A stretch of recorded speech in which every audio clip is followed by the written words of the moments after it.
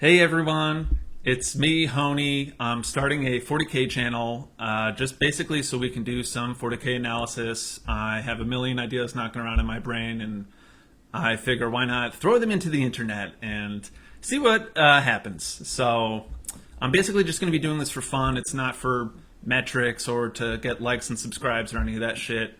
I'm not concerned with being family friendly. We'll be cursing it up because I just tend to by accident anyway. Yeah, so let's get into it. Basically, I'm just going to be using the leaked codex today to kind of go through some things and analyze some things, and we're going to look today through the leagues of Votann, the custom leagues. Here, let me hit transition here. I basically just threw this all together so we could get this going and get some analysis going. So forgive me for using this crappy, like pixelated piece of shit here, but it will do just fine for what we need to do today. So one of the first things I want to say up front is the naming convention they chose for this. It's the league customs, but then there's also custom like leagues, like in every other codex, you know. So there's league customs and there's custom league customs, and that's just so confusing. I wish they didn't do that. I'm just going to be calling them leagues, basically. You'll know what I mean, I'm pretty sure, right? You get it. So let's just go through these leagues, and I have a tier list set up here. We can kind of roughly throw some stuff into a tier list. I'm not like saying without a doubt that this is this and that is that. I'm almost never saying that. For me, Warhammer is just such a deeply contextual game that to give kind of a binary analysis of anything is kind of a waste of time. Because it's just matchup dependent, it's opponent dependent. It's also one of the things we're going to get into is the difference of balancing for playing in a GT, a grand tournament, or not even a GT, but a maybe like an open where there's just one winner at the end versus, and they have a bracket at the end, like a knockout bracket at the end, versus winning a RTT where you'll have a lot of people with a 3-0 record at the end of a day of playing, and it'll go to the points, it'll go to the score. So there's some difference there, I think, between how you want to tier list things or balance or analyze things, whether you're considering it for can this win every game, which is a different goal than can this win every game with a high score. So let's just kick it off. Let's get into it. So we're going to start with my favorite league. I'm just going to spoil up front. This is the Trans-Hyperion Alliance. So as I'm sure you all know, the way that we'll break down the Votann stuff really quick just to review. The way the Votann are going to work is you're going to, basically in the command phase, you're going to, or whenever anything dies, or there's a couple of conditions for it, you'll be throwing these judgment tokens down on your opponent's units. And once they have one judgment token on them, any hit roll of 6, whether it's ranged or close combat, doesn't matter, is going to automatically wound them and count as a wound roll of 6, and you'll see that comes up a lot. And any, if you add more judgment tokens, once it's 2 judgment tokens, it's on 5. Once it's 3, it's on 4. I'm sure you all know this already if you're watching this. Yeah, so we know it's really, really, really powerful mechanic. It's basically everything you want to build around is going to be trying to just take advantage of that mechanic as much as possible. And yeah, so far I think most people would agree that the Votann are looking very defensive, like very, very sticky, hard to kill, and very killy. So the thing they probably don't have is, that I have found when I was coming the Codex, was they don't have a lot of defense against mortals, so they're pretty susceptible to that. Their main troop does only have a 4-up armor save, although the Void Armor is excellent. Void Armor is on every unit in the book. Void Armor reduces, it's got Armor of Contempt basically. It reduces incoming AP by 1. You can't reroll wound rolls into it, which is so awesome. It's basically Salamanders, right? And you can't reroll damage rolls into it, which is nice for the vehicles. But most of the stuff in the Codex is 1 to 2 wounds. The Einhyr, the Terminators, like the Einhyr Hearthguard, do have -1 damage, but nonetheless, again, like I was just saying, I do think mortals is going to be a huge issue. I'm bringing this up specifically for this first league we're going to analyze here, the Trans-Hyperion Alliance. And yeah, let's just go through all their stuff here and talk about it. And it's going to be a little all over the place, so forgive me, but I think it'll all come together as we kind of go through it, because there's a lot to cover. But I'm kind of assuming you guys know some of what I'm going to be covering, if you're watching this already anyway. So, yeah, let's just do it. So the League custom is Honor the Ancestors. So for the Trans-Hyperion Alliance, each time a model with this custom makes an attack, if that model's unit is below its starting strength, add 1 to that attack's hit roll. So that's already pretty cool, I think. Basically, if you lose a single model, your unit is just going to be hitting on 2s from now on. Most of the book is on 3s. Weapon skill 3, ballistic skill 3. Everything's just going to be hitting on 2s. If you lose one model, that's pretty cool. I think that gives a high incentive to just running large squads. I think there's something interesting about that, and there's a number of reasons why I think there's benefits to that. This is just, I think, especially on just the Hearthkin warriors, getting your basic troops hitting on 2s, like especially early on, maybe you get some chip damage somehow. It's going to be really good. Especially on units like the Chthonian Berserkers or on the Einhir Hearthguard, it could just be absolutely deadly. Nonetheless, we're still just kind of trying to fish for judgment tokens, and I think any kind of like good Votann list is probably going to be able to throw 3 judgment tokens down on something immediately every turn. That's what you're going to want to be doing with the Kahls anyway. That's their captain, basically. And in the command phase, you can throw a judgment token onto a unit in view. But yeah, basically, this is good. It's a good ability. It's not. There's so many good abilities in here. It's going to be hard to kind of say any of them are bad, honestly. But it's good. Hitting on 2s, we love it. It's like Space Wolves, right? Okay, and then the second bullet point here is each time a model in this custom makes an attack on an unmodified wound roll of 6, the armor penetration characteristic of that attack is improved by 1. So obviously that is also really good, and it's pretty easy to leverage because of the way the judgment tokens work. And when you access that 4-up, 5-up, or 6-up, depending on what you're hitting, and you get that free wound from hitting, it goes to a wound roll of 6, as we said. So basically, this just turns your whole army's AP up. And when I was looking through the codex, one of the things I found was there was a lot of AP1 and a lot of AP2, and not a lot of AP4 or 5. There's some AP3. And that's going to be, I think, one of the challenges that Votann faces, especially if you're going to end up facing down, let's say, like a Dark Angels or just something really tanky, like a Space Marine army that you're just going to bounce off of them. This is just going to make your basic troops, who I think the Autarch Bolter has a -1 AP. They're basically going to have a -2. You'll throw 3 judgment tokens on something immediately, and then boom, all your little dudes are shredders. Like, you're just going to be killing stuff. So I think this really, really, really improves one of the weak points of the book, which is it's actually pretty low AP across the board. I know 1 or 2 AP sounds great, and I'm sure anyone who doesn't play AOC is like, that's perfectly great. If you're shooting 1 or 2 AP into a Tyranid or an Orc, they're not going to like it. It's going to hurt them. But for the most part, this is just nice because it gives you something to deal with the AOC. The thing I really like about this is it kind of counterbalances with the other strengths of this particular league, which I think this league deals with Votann's biggest boogeymen, which are going to be, we'll get into that in a second, actually. So let's just keep going through this. The Ancestral Judgment. So every league gets basically something that interacts with the judgment tokens in some way. This one's awesome. It's not going to be good against other Votann, or Salamanders, as we said before, but let's see. Each time a model with this custom makes an attack against a target that has 1 or more judgment tokens, reroll a wound roll of 1. So, I mean, hopefully you're not even rolling wound rolls with Votann, right? You're just auto-wounding all the time. That's kind of the goal. That's kind of what you want, because then you're just shredding things, and it's really, I think, going to be really easy to throw judgment tokens on things and get this going. But hey, reroll wound rolls are 1? Great. So far, most of this is fine. It's good. The AP thing, I think, is definitely relevant as fuck. Like, you need that AP. But for the most part, I think this is fine. Then we get into the parts I really, really like about this league. Number 1, the Warlord trait, Nomad Strategist. It's basically the at the start of the first battle round, select 3 friendly units. Doesn't have to be core, doesn't have to be whatever, just 3 units, which is awesome always, right? Wholly within your deployment zone, and that's going to be all your units. There's no forward deploy in this book.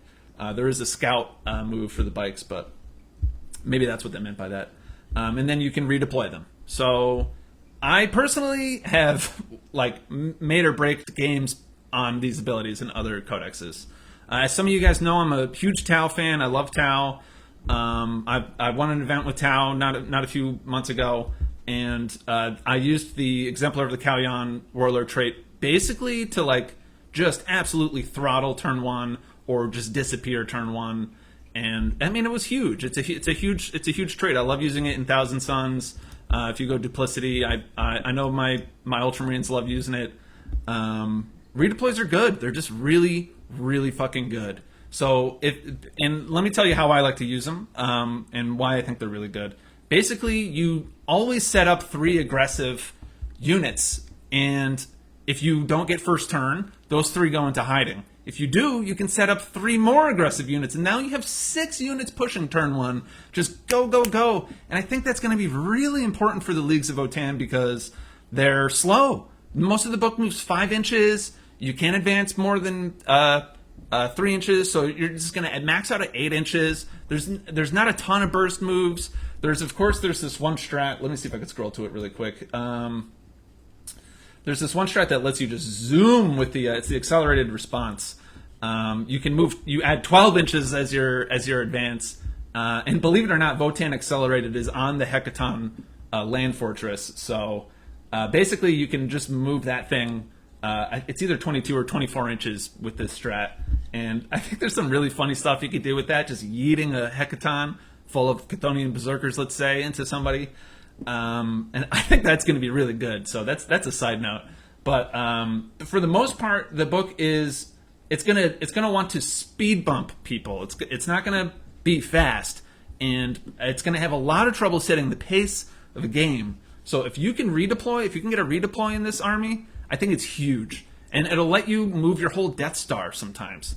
And this is definitely a book that likes Death Stars. Like, we're going to be having all the units near each other, synergizing. You're going to be hugging those characters and getting all those efficiencies on your rolls and rerolls to hit, because that's going to be how you auto wound. If you get rerolls to hit are better than rerolls to wound in this book. They're essential.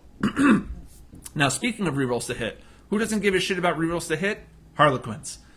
So that's, I think, going to be one of the boogeymen for these dwarves, which I think feels really thematic. It's really cool, but it's going to be difficult for them to deal with the Votann with Harlequins, because Harlequins can really set the pace. And in general, a lot of these faster armies that spit out mortals, like Duplicity, T-Sons, and Harleys, and Tyranids, and just Eldari in general, right? The mortal output in the pacing of the game is going to be how they beat Votann. And again, let's go through why I love this league, this trans-hyperion alliance here. Let's go to the next point here. They have a strat for that. So Cult of Veneration. Basically, it's you could use it on any unit, and it's going to be, once you start taking mortals, you can turn on a 5-up Feel No Pain against mortals. It's not outstanding, but it's I think it's the only 5-up Feel No Pain that you can just throw on things. I think there is a psychic cast that does a 6-up Feel No Pain. That's fine too. You could end up fucking up some. Well, I mean, I don't know. That's fine. That's fine, right? That's more, I think, for if you're getting hit by high damage into one of your 2 wound kind of units that have models with 2 wounds. You could use that and hope that they inefficiently shoot a 3 damage thing and you roll a 6 or into your Iron Guard, and it becomes 2 damage and then becomes 1 damage, and they eat more, and obviously that's good. But this, I think, is basically the only okay defense against mortals in the book is this 5-up. You can't really get a 4-up or anything like that, like Custodes. And I really think mortals are going to be an issue for this book. People think this book seems really mean, really killy, really easy to kill things with, but it is susceptible to mortals. Do not mistake that. And all of the other leagues in this list don't have shit to deal with mortal spam. And I mean, as someone who likes to play T-Sons, I mean, you could just bomb the shit out of a unit with 12 mortals. It's not that hard. You can just kind of do it to things sometimes. And I mean, the Votann are just gonna have to eat it. That sucks. Oh my god. And some of the cheapest units in Votann are not cheap. I mean, even a basic 10-man Hearthguard warriors is, if you like properly kit it out, is usually going to be 160 points. And that's just 10 wounds on 4-up saves, albeit it's with void armor, which is sick, but void armor doesn't do anything against mortals. And there's some, I think there's some issues there for mortals you really got to consider if you're working on the Votann. If you're playing the Votann. So basically, I love the strat. And then finally, the relic. Love the relic too. At first, I was like, what the hell? What the hell is this league? But it seems so random. Everything seems random. But it kind of like solves every issue with the league, I think. So then the relic is the core of Duas. The core of Duas. So you're going to add one wounds characteristic to this unit's core of models. So this is going to go on a Grimnir. And the Grimnir comes with the like two, like, it's supposed to be, I think, like crows, but they're like just floating robot bodies. So for some reason the corpse gets stronger, which, you know what, that's great, because if you're taking mortals on him, now he has a little bit more of a ablative wound buffer before you start taking them on the character himself, or herself, whatever, or themselves. And then while the bearer unit contains one or more Corv models, so this is why they want your corpse to be a bit stickier. This is a funny little thing they did. The bearer can attempt to deny one additional psychic power in each of your opponent's psychic phases. So again, I think this book's going to struggle with psychic armies and psychic damage, and here you go. Here's another layer of defense against that. And then here's the best part, the last bullet point. While the bearer's unit contains one or more Corv models, add one to deny the witch tests. So they got that Grey Knight's deny. It's fucking amazing. I've been making lists just like nonstop, basically, and it's hard not to want to just go trans-hyperion alliance and take the Corv Duas and maybe even take 2 Grimnars and really make sure you're not going to lose to mortals and psychic, because I think it's going to be an issue, and we'll point that out with every other league as we go through this. So trans-hyperion alliance, I think it's fucking S tier as fuck. I'm going to put it in the S at a, well, let's say, I guess we'll say S at a GT. No, we'll say this is the S at a RTT, because I think the Greater Thurian League might be our S at a GT. You know what? This might be a broken way to do this. Let's just, it's actually going to be really difficult to decide whether things are good at GT or an RT. You don't know what you're going to roll, right? You don't know what you're going to match up into. You know, it's going to have to be GT, I guess. Let's put it there. I do think the challenge with this army is going to be going into other Votann. And if you run into a Greater Thurian League, that could pose some issues for you. You're not going to have an army kitted out to kill to the level that a Greater Thurian League will, and we'll kind of break down what will go in that kind of list. But the Trans-Hyperion Alliance, I think it's great. I think I have a list around here somewhere. Here it is. This is kind of something I was thinking would be really good. Let's just go through it really quick. I'm already getting flack. I shared this somewhere else for trying to run 2 patrols and starting with 0 CP. And people are like, well, just make it 3 troops and you're good to go. But I do think there is some merit to doing a double patrol, because I think you're going to just be swimming in CP anyway once you start using the Interface Echo, which is a CP gain psychic power. It only is Warp Charge 5. And I think there's a lot to be said about a 20-man Hearthkin Warrior squad, especially in Trans-Hyperion Alliance, because you lose 1 model down to 19. Now you have 19 dudes that hit on 2s. It's fucking amazing. Yeah. So, I mean, obviously you could just split this into 2x10 and it'd still be really good. Anyway, so this is kind of my thought on what a Trans-Hyperion Alliance would look like. It's very role-oriented. There's big squads. They have roles. They have a thing that they do. And they have to do it well. They have to do it really well, because you don't have a ton of units here. They just have to all fucking hit hard and not die. So that's kind of the idea here. The Hecaton Land Fortress, I'm putting it in every list just because it's cool, but like, I mean, we could take it or leave it. I think sometimes it's good to have a big fuck you gun for certain instances, but I don't think this army is going to struggle dealing with high toughness due to the Judgment Token function. So do we need a heavy Magna Rail Cannon? No. Do we want a heavy Magna Rail Cannon? Yes, we want a heavy Magna Rail Cannon. It's so much fun. And the bolt cannons, I think, in this list will actually be really good, because I think they start at AP2, and what am I saying? They're not even going to get the. They don't. Oh yeah. So yeah, if you shoot the bolt cannons into something that has some Judgment Tokens on it and get those auto sixes to wound, the hits that turn into 6s. The bolt cannon's going to have that extra AP of AP3, and then the Hecaton Land Fortress is kind of shredding everything, like not just one, key target. Even though I know also the Magna Rail just rolls over everything. But I really think that extra AP is a big deal. It helps into all the AOC shit, helps be killing into that, and then all the defensive stuff of the trans-hyperion alliance helps with the mortals and the weaknesses that this army is going to face. So, big fan of this one. I think it's a dark horse winner. I don't see enough people talking about it already. So, okay, we'll go over the Greater Thurian League next. This is obviously the standard default cover list that they're hoping to do. It's like the Tau Sept of the Votann. So models with this custom, excluding cog models, count as 2 models when determining control of an objective marker, or 5 if they have women's characters of 10 or more. That's cool. We love that. Especially with the bikes in this army. They're already OBSEC. They're going to count as 2 models. You could throw a 3 bikes squad, like just tow it onto something, like turn 1 or 2, and all of a sudden that's 6 OBSEC models. That'll outmatch 5 intercessors. That's pretty cool. I think that's really good. And then each time a unit with this custom is selected to shoot or fight, you can reroll 1 hit roll or 1 wound roll when making that unit's attack. That's the Tau Sept trait. That's the trait. That's the it's in every book, right? The Emperor's Chosen. It's definitely going to be good in this book.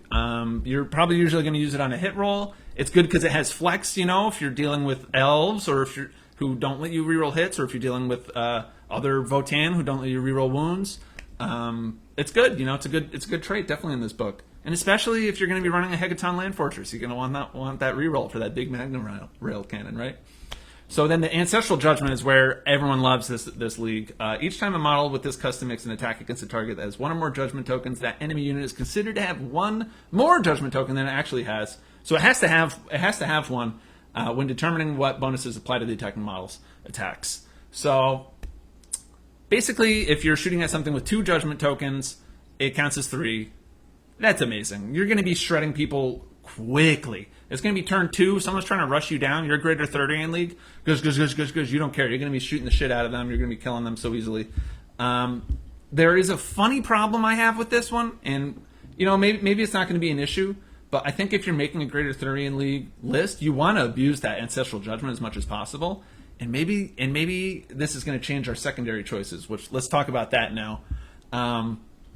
Basically, your one of your go-to secondaries for this army is going to be there's one that is giving you points for killing things with Judgment tokens on it, and if you have 3 Judgment tokens on something, you get 3 points. So I don't think it maxes out, so it's not a huge issue if here, let's see it. At the end of each phase, the ancestors are watching. At the end of each phase, score 2 victory points if 1 or more enemy units has 1 or more Judgment tokens on it. Oh, only 1, you get 2 points. So that's pretty amazing. And score 1 additional victory point if they have 3 or more. At the end of the battle, reduce the number of victory points you have earned from this secondary by 1. If you leave Judgment tokens around, you lose victory points. Okay, you know what? It's pretty easy to score this. There's no capping it. Let's just triple check that. At the end of each phase, score 1 additional enemy units, 3 or more Judgment when I was destroyed. Yeah. So I actually might have to reanalyze my original analysis. The ease with which you'll do this is going to be great. I think the key is going to be people aren't going to want to give you units. So I think the key is going to be you have to get 3 points on it every turn, right? At least to get 15 on the secondary. So you normally do want to get 3 Judgment tokens on something. And this Ancestral Judgment trait, it's kind of playing against your secondary in a way, is what I'm trying to say. You're still going to get 2 points for killing stuff, so it's still excellent.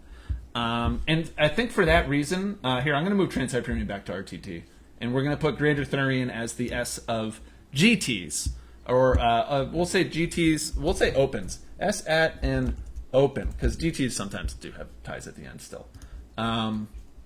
S at open. So I do think the Greater Thurian League would do well at SoCal Open's coming up, for example. You play your games all weekend. All you have to do, you don't have to score high. You just win every game. That puts you into the top 8. Once you're in the top 8, it's an elimination bracket. All you have to do is win every game. There's only one person that wins every game at the end of an open, and that's the winner. You don't have to get high points. So I think for that reason, I do really like the Greater Thurian League for a larger event, because you can just focus on killing. All you got to do is kill stuff. So I think that's great. I think that's obviously really powerful. Let's just go through their other stuff really quick. The Warlord trait, Pragmatic Wisdom. Each time you spend a command point on a D6 5-up, refund, great. That's great. Then you can you can skip the Psyker. You might as well on this list because I don't know what you're going to use it for. Yeah. And if you skip the Psyker in this list, then you can at least abhor the Witch if you run into something really scary. And that's going to be really easy to score on. And then Appraising Glare is their stratagem. Use the stratagem when a Greater Thurian League Kahl model from your army uses Grim Efficiency. The selected unit gains 1 additional judgment token. That's awesome. 1 CP additional judgment token. I love it. Yeah, I mean, you don't even need Uthar, who is only, by the way, key to this league, and another reason it's definitely S tier. But you don't even need, and Uthar can already do the high call upgraded version of throwing 2 judgment tokens instead of 1. It's like the command. It's like the what's it called? The Chapter Master upgrade for Space Marines is the high call, is what it is for this. And they get the Chapter Master upgrade too when you make them a high call. They can give a unit full rerolls to hit, which I don't see you taking a list without a high call in Votann ever, if possible. It's just too good to be able to just throw judgment tokens out. So you'll throw 2, and then you can use this, and boom, you can throw another one. You could throw 1 here, throw 1 there, and then throw an extra one on someone with the Appraising Glare. It's great. It's really good. Nothing is safe. And then the Relic, Greater Thurian League model only. The Bearer has a 4-up invul. Each time an attack is allocated to the Bearer, the armor penetration is reduced by 1. It's going to blah, blah, blah. Okay, great. So it makes something really tanky. Honestly, I think if you're using characters to get stuck in, you're kind of fucking up. You should just be killing people with your units that aren't characters with this army, I think. The days of the Smash Captain, this just seems reminiscent of trying to make a Smash Captain. It's just too expensive in a Nephilim economy. Like, to just bring a relic that just helps one dude kind of live. Hopefully that dude never gets hit. Like, why is your dude getting hit? Like, not on your terms. So I don't know. I mean, you throw it on the Einhar champion and you just run at them with a bunch of Einhar. Sure. I mean, obviously it would be good. But do I love it? I don't. But nonetheless, the Ancestral Judgment here is amazing. Greater Thurian League, S tier as fuck. We love it. The Urani Searcher Regulates. Okay, so this one's really, really interesting. So right away, the first bullet point. Add 1 to the toughness characteristics of models and units with this custom. That's fucking crazy. Considering it's just unit, so that means it works on the vehicles. So the Sagittar is now T8. Excuse me? The Sagittar, by the way, coming in at a modest... well, it's not modest, actually. It's kind of expensive. But 110 points, 130 if you give it the Hylas Beam Cannon, or 120 if you do the Missile Launcher. They're both good. The Beam Cannon's kind of where it's at, though. You want to be using the Beam Cannon on a Sagittar. Almost none of the lists I made ended up with a Sagittar. I don't know. I'm not really sure what's going to be the deal with that thing, or like where it kind of slots in as a role. Obviously, it's great for moving things up the field quickly. Maybe you load it up with Chthonian Berserker. Maybe, I mean, here it is, right? You use it in their Urani Searcher Regulates. You got T8 Sagittars. They're hardly over 100 points. They're less than $150. You put some Chthonian Berserkers in it. No, it's not going to get cracked. It can just run up, and now you have Berserkers in their face. And then the Berserkers are going to have higher toughness too. They're going to be T6, I believe. I believe they start at T5. There they are, T5. Yeah, so they'll be T6. So I mean, that's no joke. That's pretty funny. So I think that's something funny you can do with this one. What else we got here? Oh, and then obviously the Hecaton will be T9, which is also hilarious. And it's worth pointing out, once again, if you run into a Votann Ditto with this army, all of that toughness is not going to mean shit. And I think it's really making me rethink strength and toughness. Just the fact that this army exists at all now. It's going to just change the meta in that way, which is cool. I think that's really cool. People are scared, but there's workaround. There's play. You can control the pace against Votann. So the other bullet point is you can reroll a failed morale test taken for a unit with this custom. Which, I actually haven't even taken a look at the leadership quality of some of the units in this book. I guess the characters are going to have a 9. Yeah, it looks like they're mostly going to have a 9. And the troops are going to have an 8, it looks like. And our Hearthguard have a 9. How do you like that? So 8s, 9s, I mean, yeah, you're going to be taking some morale sometimes, and you're going to be failing it sometimes. Especially because a lot of these squads are going to be 10 mans, depending on what league you're running. But, okay, so they're Irani searchers. They can reroll failed morale. That incentivizes you to take bigger squads, I guess. It's interesting. We'll see how that plays out. It's kind of interesting because it covers 2 different weaknesses. Like we got the extra toughness, and then oh shit, I'm fighting Night Lords. At least I can reroll morale, right? But your leadership's going to be bombed anyway, so I don't know if that even matters there. And then their ancestral judgment is each time a model with this custom attacks makes an attack against a target that has 0 judgment tokens, that enemy unit is considered to have 1 when determining bonuses. So you don't need judgment tokens. You can just hope for 6s, but I don't want to hope for 6s. I might not roll any 6s, so I don't think that's very good at all. I think the morale one's kind of meh, especially because the one squad I'd be worried about morale for really is the Hearthguard, your basic troops, the warriors we'll call them, because I think using the Hearthguard or Einhar might be confusing because there's characters and not and such. Yeah, so trying to get 6s to do the thing. I mean, it's certainly not as good as the previous 2 ones we just read. And then let's see, the Warlord trait, Grim Pragmatism. Each time this Warlord would lose a wound, roll a d6 on a 5-up. Again, it's just for the Warlord. If your Warlord's getting smacked around and you need this, then... sorry, I think I just hit the mic there. I don't like this at all. I don't think it's very good. Again, I don't think this is a Smash Captain kind of army, although they're trying to make it seem like that champion could be that. I don't see it. Okay, and then the strat, waste not your last breath. Use this stratagem in the fight phase when an Irani searcher Regulus character model from your army that has not already been selected to fight this phase is destroyed. So it can fight. So we're seeing some things. This just goes against the Grim Pragmatism. If you're okay, so say I put Grim Pragmatism on my champion and yeet him right up into you, and you kill him, which means I failed all my 5-ups. So what the fuck was the point of me taking that? Because now he's dead. Well, at least I have this strat to still hit you with him. I don't know. It's just, it's fine. I guess the idea here is like, I mean, how's this going to be good? Like, what you're going to hope your opponent throws his Hive Tyrant into your champion, and then somehow your champion is going to kill a Hive Tyrant? Maybe if it has some markers on it, if judgment tokens on it, maybe it can. But yeah, I don't know. I don't think this is an excellent strat at all. And then the relic, the Irani Searcher Regulates model only. So it's for one model, whatever. It's a relic, of course. Hony. Unless the bearer is the closest eligible target, enemy models cannot target it. Again, this seems like kitting out a champion. So your champion can run at them while your bikes... Okay, so let's talk about bikes. While your bikes are kind of speed bumping them. So let's talk about bikes really quick. Side note. Actually, let's just rate this really quick. I'm going to throw it in... Honestly, I really don't think this is a good one. Just compared to the other ones, I'm going to put it in C. The whole book is really strong. Having extra toughness is fucking awesome. Like, no doubt. It definitely makes the basic troops better. Okay, you know what? I'm convincing myself to put it in B because of that. But I don't think it's A, just because I think some of these other things are just kind of more outrageous and strong. So the bikes in the Votann are going to be pretty damn important.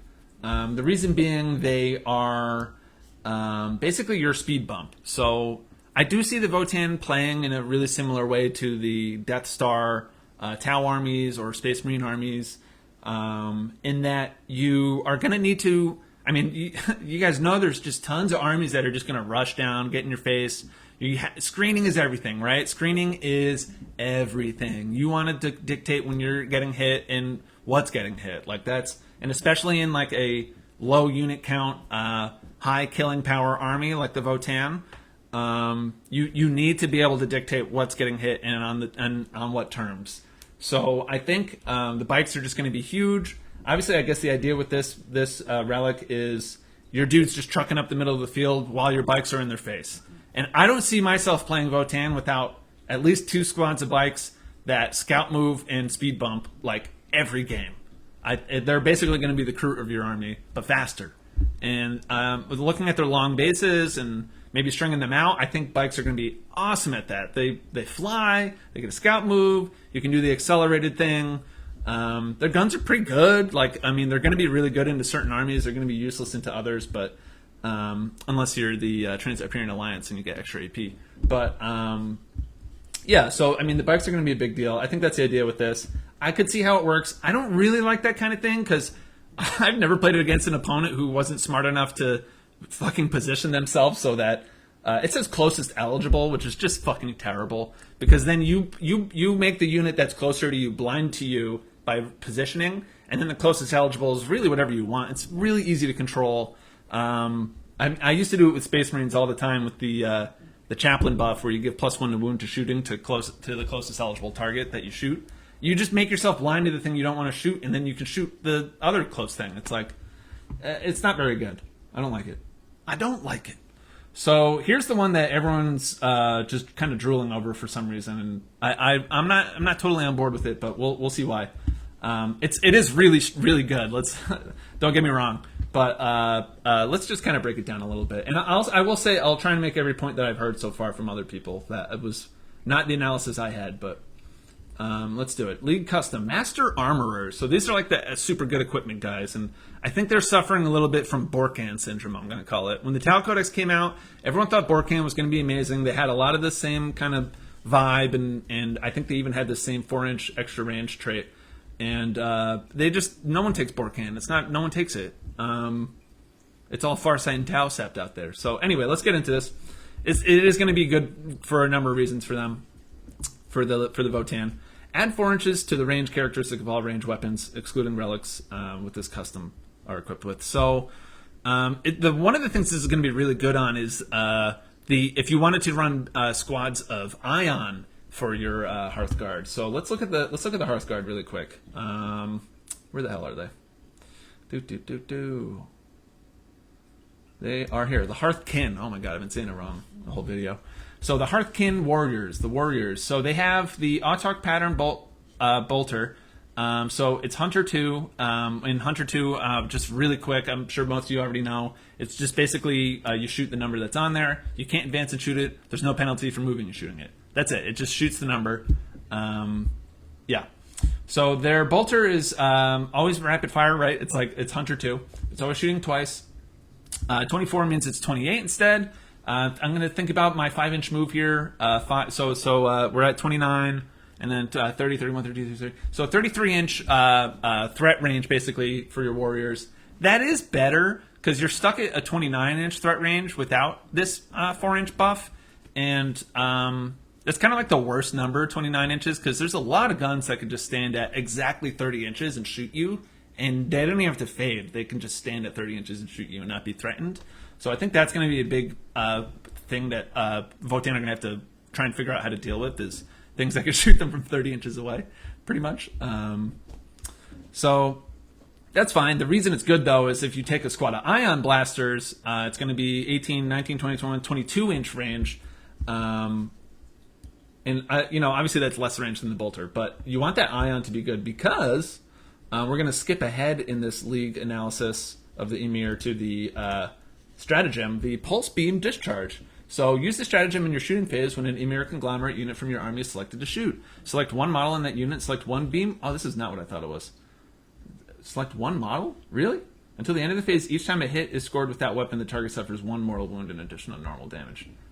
Okay, so, I mean, that's fine, I guess. Okay, so forget what I was saying. We don't need to skip ahead to that. Select one model in that unit, and then select one beam weapon that it is equipped with.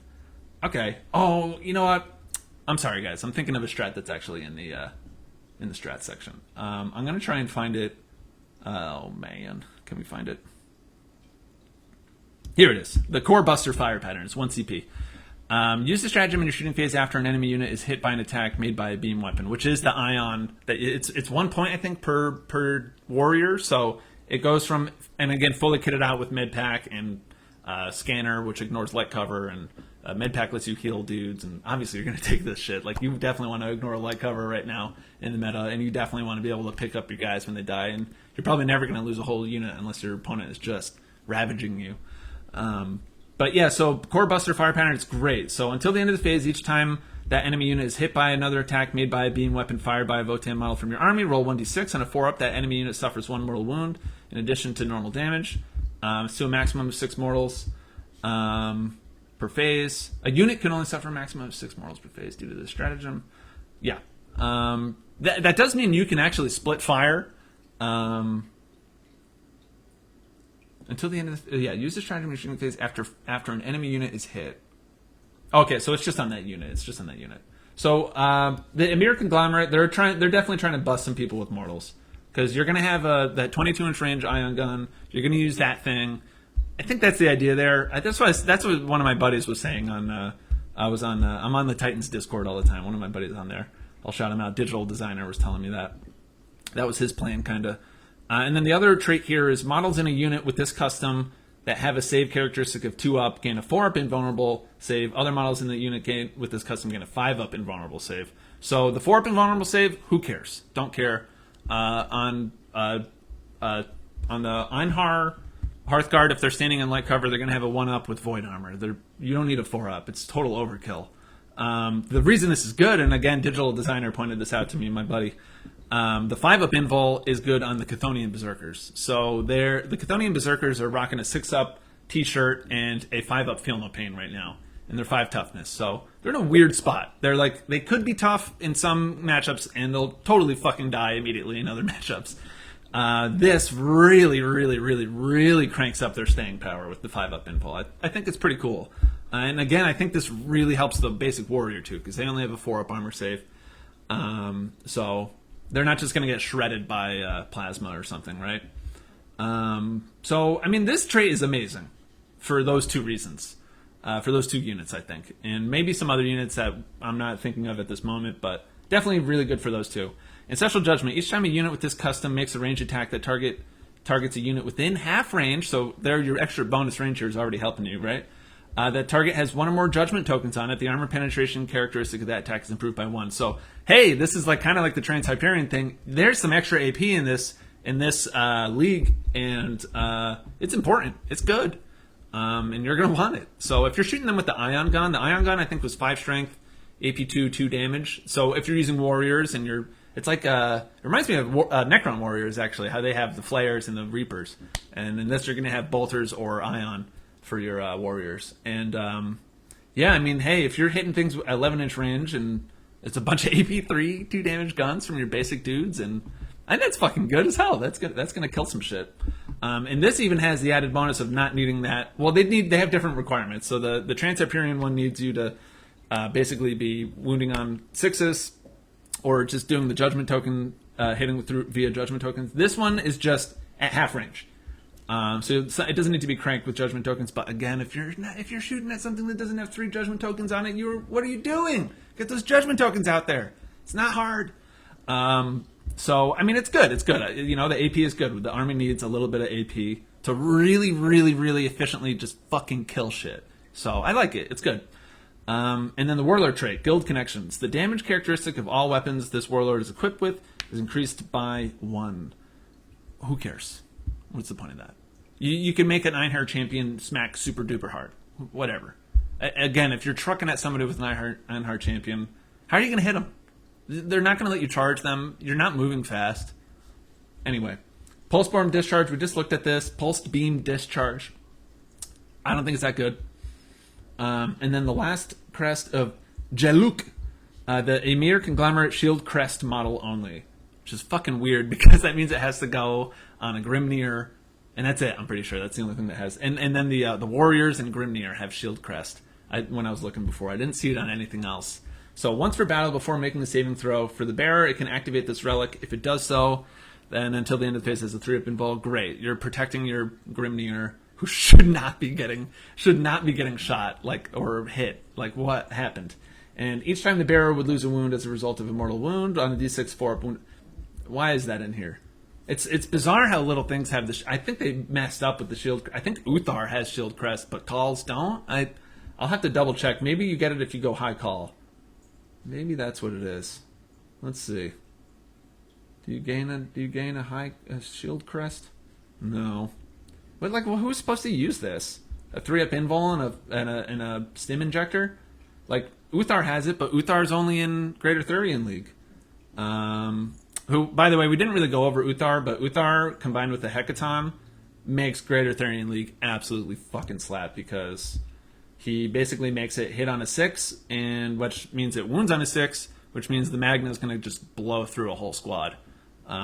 So Uthar's fucking amazing. Greater Thurian League's fucking amazing. We're not even talking about them right now, but we just got dragged back into talking about them. Hello, Sonny. What's up, baby? Get out of here. I'm making a video. So, yeah, Shield Crest. He has it for some reason. He's not in a YMYR conglomerate, so you're not going to be using it with him. He can't take a relic anyway. He's a character. And then, oh, Cat Butt. Great. Oh, my God. Don't step on the keyboard. Get out of here. And then, yeah, for some reason, the Grimnir has Shield Crest. The Einhar Champion doesn't. The Brokir Ironmaster doesn't. The Kahl doesn't. Like, who's that relic for? It's for the Grimnir? That's stupid. Like, is the Grimnir good in combat? Did I not look at this guy closely? Let's see. 2 attacks. Word Staff. No. It's terrible. Is that a D3 damage? But, like, who is this relic for? So this relic's basically a waste. So, in conclusion, this is a difficult league to rank. I think people are going to expect it to be an S or A tier. I don't know. I'll put it in A tier just because the invul is so good, and I think this entire thing is just banking on that invul. I kind of feel like it's like in between A and B tier. I'll put it here so I don't anger anybody and become a hot take machine, because even though I am already a hot take machine, whatever. All right, so and then we're going to look at, for some reason there's only 5 leagues in this book. Every other book has 6 like sub factions, and they only get 5. But there are 5 very good leagues, I got to say. So the 5th one, the final one, is going to be the Cronus Hegemony. So I really like these guys. I'm probably not going to run them, but I think there's some really interesting stuff you can do with them. Let's look at them. Each time a unit with this custom fights, if it made a charge move, was charged, or performed a heroic intervention this turn, then unit that fight is heroic intervention turn. Then until that fight is resolved. Sorry, add 1 to the attack's characteristic of models in that unit. So boom, extra attack, and then each time a model in this custom makes a melee attack.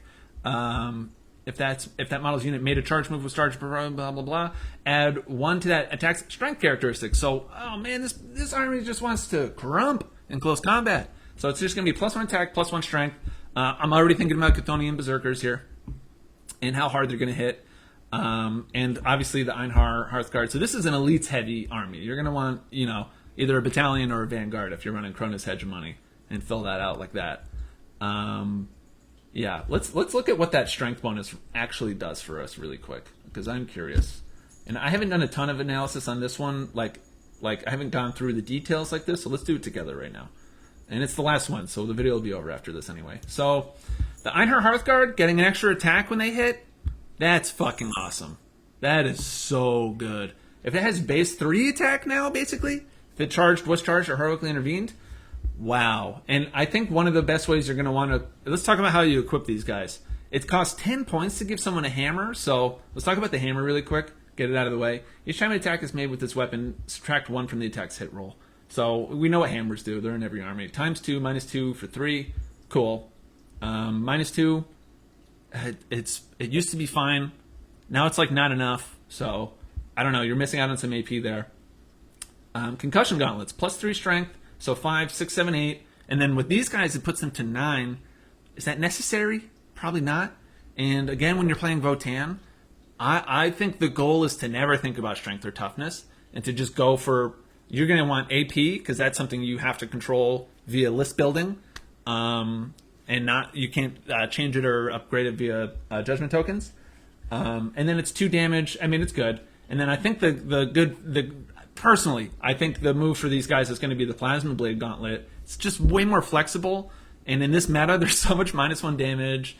There's no point in doing extra damage into a lot of things like that are the boogeyman for them, such as elves, or maybe Tau, or even other Votann. So the Plasma Blade Gauntlet has that -3 AP. It's +1 strength, so you'll be 6. So with Cronus Hegemony, you'll be 7 strength, which is interesting, I will say. I feel like 8 is kind of the magic number that you want. And if you're not at 8, you might as well be at 5. That's kind of how I approach a lot of my Warhammer. Each time the bearer fights, it makes 1 additional attack with this weapon. So the Plasma Blade Gauntlet, you go from 2 attacks to 3 to 4 attacks per dude, and you're smacking them with 7 strength. That's fucking pretty cool, man. That's pretty good. I don't hate it. So I think it's great on the Hearthguard. And then the Chthonian Berserkers are going up to 4 attacks in Hegemony, in the Cronus Hegemony. And again, similar application of thought here that I just applied to the other unit. I do think you want AP. You don't really want to care about strength, and I don't know, damage is like whatever. So I'm going to be giving my Chthonians heavy plasma axes. Yeah, so each time an attack is made, you select 2. There's a strike and a sweep.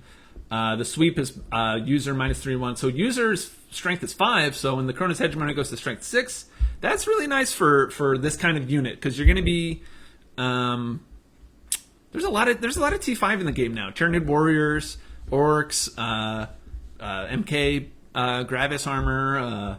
There's a lot of T5 in the game. So 6 strength is cool for the sweep attacks.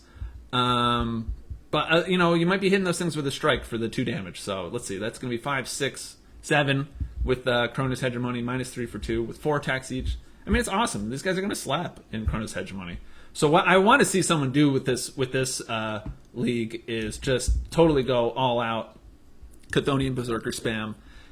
It seems like they'd be really good with the Einhar Hearthguard spam, but I want to see someone just do fucking shirtless dwarves and plasma axes just running at someone. And let's just go through the rest of this too. Each time a model with this custom makes a melee attack against a target that has 2 or more judgment tokens, the armor penetration is increased by 1. Why didn't we read this before we looked at everything else? Oh my god. So you're going up to AP. Actually, this is perfect because it just goes into what I was saying. You want AP4. AP3 is cool. It's overkill for a lot of things. And it's not enough for the things you really need to punch through that has like a 2-up and armor of contempt.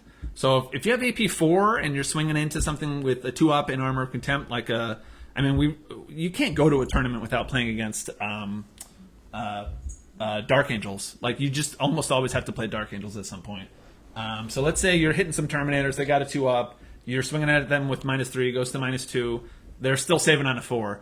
But if you can get up to 4 AP with your plasma axes swinging on these guys, and you're able to put them on a 5-up, you're going to kill some Dark Angels. So, I mean, that's always my goal. I want to kill some Dark Angels. Okay. And then the Exemplary Hero is the Warlord trait. Each time this Warlord fights, if it's within engagement range of any enemy character or monster units, then until the fight is resolved, add 1 to that Warlord's attack characteristic. Each time this Warlord makes a melee attack, you can re-roll the hit roll. And each time this makes a melee attack against a character or monster unit, add 1 to the wound roll. So I think finally we found the one league that I would maybe make a Smash Captain Einhar. Einhar champion with a bunch of Einhar Hearthguard and the Cronus Hegemony. That sounds pretty fucking awesome. That sounds like a lot of fun. Add 1 to the wound roll. That's fucking insane. Let's look at what that does for the Einhar champion. So, where did he go? Where you be, boy? So he's got 4 attacks, so he'll have 5 attacks in this one, in this league. And, I mean, the Dark Star X, how can you not take that? Sounds so cool. And it's going to be ignoring wound phase caps, too, so it's going to be really good. So each time an attack is made with this weapon, make 2 hit rolls instead of 1. Yeah, and it ignores phase caps. So, I mean, who doesn't want to ignore phase caps? Fuck phase caps, right? So, basically, you're going to have 5 attacks, so 10 attacks. 10 attacks, that's fucking cool, holy shit. It's going to be at 5, 6, 7 strength, so that's cool. And 7 strength plus 1 to wound? Okay, this is pretty awesome. Or, let's say we do the hammer, it's going to be 10. So yeah, 10. So let's just review the Dark Star X one more time. It's going to be 10 attacks, re-rolling all hit rolls. I mean, this dude will kill. That will fucking kill anything. That's pretty cool. I'm gonna have to think about this Cronus Hegemony a little bit. Actually, this is pretty good. And then the Mass Hammer. If we do the Mass Hammer, it's gonna put him at 10 strength, which will go to 11, and we'll hopefully have that AP4 instead of AP3, right? And so 11 strength with plus 1 to wound. Do we need that? Probably not. I think you're gonna go Dark Star Axe probably here. But that's awesome. I mean, that's a cool little dude. Let's see what this relic does too in the strat. So the strat is going to be Bloody Expectations. Use it in the fight phase, Chronos Hegemony unit, exploding 6s in melee on hit rolls. So you could fish for 6s. You know, you could use that Chapter Master from a high call, throw it on some Berserkers, reroll all your attacks, just go for 6s, get those exploding 6s. So, I mean, this is awesome, actually. I think the melee in this army hits well enough usually, but this makes it good. Like, this makes it damn good. So I'm gonna already put Cronus up to A. I think they're damn good. You know, Novak makes the rounds in Necron all the time. Giving a little AP to just the basic Hearthkin warriors in combat is just going to be really helpful. I think it's going to help them hit some stuff that they normally wouldn't be able to hit, and I mean, it's going to crank the hell out of the combat in general. And I see some people saying that combat seems like the weaker. And this is a sleeper pick. I gotta say, this is a really strong pick. I think I'm going to put him above YMYR. Let me see if I can do that. So I do think this is kind of the order. I think trans-hyperion and greater. Oh, let's finish the thing. I'll go over that. Relic, the Just Blade, the Chronos Hegemony model with the Forge Route Plasma Axe or Darkstar Axe only. Oh, there you go. So we're already going there with the Darkstar Axe. They knew I wanted it. This relic replaces replaces it, and it gives it +1 strength, -4 AP, 2 damage. No invulse. That's the ability. Oh, so it's different. So if you want to go the no invul route, you could do this. If you want to go the no phase cap route, you don't take the relic. Interesting. I wouldn't take it. Invuls are kind of out right now. They're not. No one really cares about invuls anymore. You know, if you're the Chronos Hegemony and you took this and you're fighting against the YMYR conglomerate with the 5-up invul, I'm sure you'll be really happy. But I'm sure there's a ton of instances where you'll be happy. But between AOC and now we got demon saves and yada yada, ignoring invuls, it matters sometimes. I think it matters more for some things than others. I mean, you know what? I'm totally wrong. This is good. This is really good. Ignore invuls. You know what could be interesting actually with this list would be running 2 Einhard champions, and you make one an exemplary hero with the phase cap, Darkstar X, and you make one the Just Blade no invuls guy. And you just crump with it. You just crump with Mario and Luigi running around, the 2 Einhard champion bros. I'm sure people are buying 2 of these boxes. So all you people buying 2 of these boxes, this is what I want you to do. I want you to run Chronos Hegemony, and I want you to run both of those champions. All right. So I think that's the move. So I'm not really going to go through the customs. They're okay. Really, the most interesting one to me here is that +2 to charge rolls one. Obviously, that's really useful. Yeah. So I think that's pretty much going to be a wrap on my video today. I have a little Greater Therian League list here. We don't need to go through it. We'll save some analysis for another time. But thank you guys so much for watching this. If you're still watching it, that's awesome. I hope the mix was okay. This is my first video. I just threw OBS on my computer today and wanted to start talking. Yeah, so I'm really excited to get into more Votann and play more Votann and do more analysis and do streams. And my hope is to have some streams going where people can come in and get in the chat and we can do analysis together. So this is really just going to be for fun. If you guys have ideas on stuff you want to see me talk about or analyze or anything, all I have to do is throw the camera on and start analyzing. So that's kind of how I want to use this. It's just to have fun and finally have a place to really kind of more officially get my personal takes and thoughts out for everyone to see. And yeah, I really want to see what everyone else thinks about my thoughts. So please comment below if you have your own thoughts or shoot me a DM or something. But yeah, thanks guys so much for watching. Yeah, this has been Hony, and I'll see you guys soon. And yeah, see you next time. Peace.